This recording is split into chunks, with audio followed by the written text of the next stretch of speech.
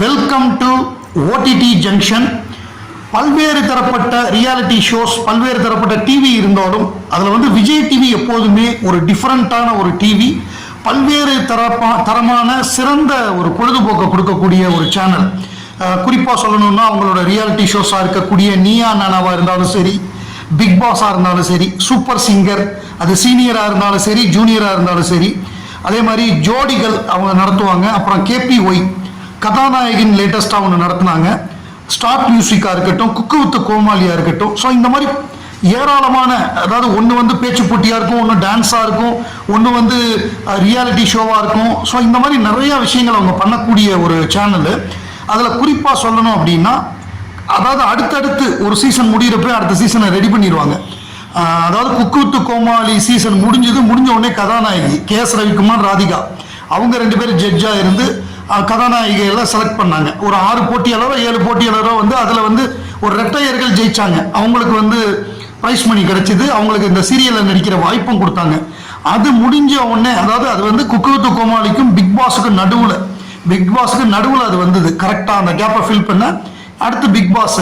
So இப்போ big pass முடிஞ்சிருச்சு அப்படிங்கிறப்ப, பிக் பாஸ் முடிகிறதுக்கு முன்னாடியே அவங்க கரெக்டாக பிளான் பண்ணிட்டாங்க. போன வாரம் 14ஆம் தேதி பிக் பாஸ் முடியுதுன்னா, 20ஆம் தேதி ஜனவரி 20 9:30 மணிக்கு ஜோடி ஆர் யூ ரெடி அப்படிங்கிற நிகழ்ச்சி ஆரம்பிக்கணும் அப்படின்னு அந்த கேப் விடாமல் கரெக்டாக பிளான் பண்ணி மெட்டிகுலஸாக அந்த இதை கண்டினியூஸாக கொண்டு போயிட்டே இருக்காங்க. அந்த ஆடியன்ஸை வந்து எப்படின்னா கீப் என்டர்டைனிங் அப்படிங்கிற மாதிரி அவங்க தொடர்ந்து என்டர்டெயின் பண்ணிக்கிட்டே இருக்காங்க.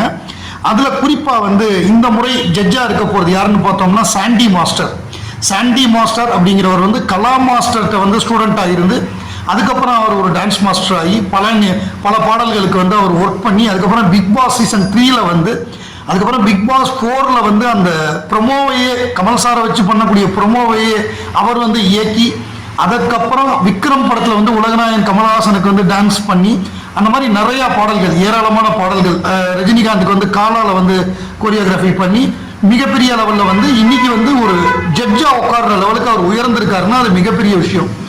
இப்போ லேட்டஸ்ட்டாக லியோ படத்தில் கூட ஒரு ரோல் பண்ணி ஒரு கலக்குனாரு சாண்டி மாஸ்டர்.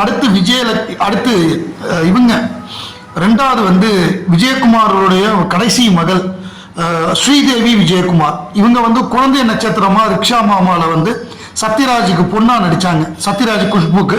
அதுக்கப்புறம் கதாநாயகியாக வந்தாங்க. ஒரு அளவுக்கு வந்தாங்க. பட் அதுக்கு மேலே அவங்களுக்கு பட வாய்ப்புகள் இல்லை. இப்போ இவங்க வந்து இந்த நிகழ்ச்சிக்கு ஒரு ஜட்ஜாக வராங்க. முதல்ல ஒரு தமிழ் ரியாலிட்டி ஷோவில் வந்து ஜட்ஜாக வராங்க, ஒரு டான்ஸ் ஷோவில். அடுத்தாப்பில் வந்து மீனா, இவங்களும் குழந்தை நட்சத்திரமாக ஆரம்பித்தவங்க தான். மிகப்பெரிய 40 வருஷத்துக்கு மேலே ஒரு கலக்கினவங்க. இவங்க வந்து இப்போ ஜட்ஜாக வராங்க. ஸோ இந்த 3 ஜட்ஜஸ். இதில் ரொம்ப இன்ட்ரெஸ்டிங்கான ஃபேக்டர்னு பார்த்தோம்னா, இதில் வந்து 6 போட்டியாளர்கள். நான் பார்த்த வரைய 9 ப்ரோமோ வந்திருக்கு. அதில் வந்து 2 ப்ரோமோ பர்ஃபார்மன்ஸை ரிவ்யூ பண்ணுற மாதிரி இருக்குது. மீதியெல்லாம் போட்டியாளர்களை அறிமுகப்படுத்துகிறாங்க. 6 அல்லது 7 போட்டியாளர்கள் இருக்கும். அதில் மெயினாக வந்து ரவீனா தான் நம்பர் 1.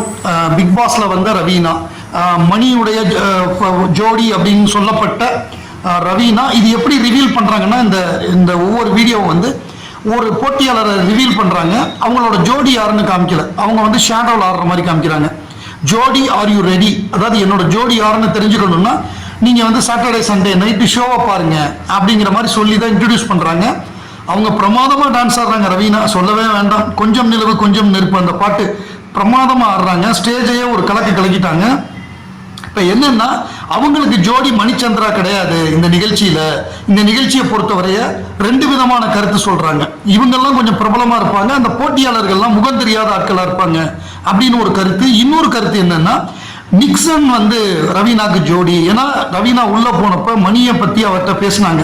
மணி என்னை வந்து ரொம்ப கண்ட்ரோல் பண்ணுறாரு அப்படின்னு கம்ப்ளைண்ட் பண்ணாங்க. கடைசி வாரத்தில் மணி ரன்னர் வந்ததுக்கு வாழ்த்து தெரிவிக்கல.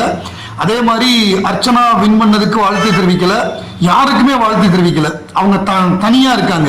வேற எதை பற்றியுமே அவங்க கண்டுக்கல.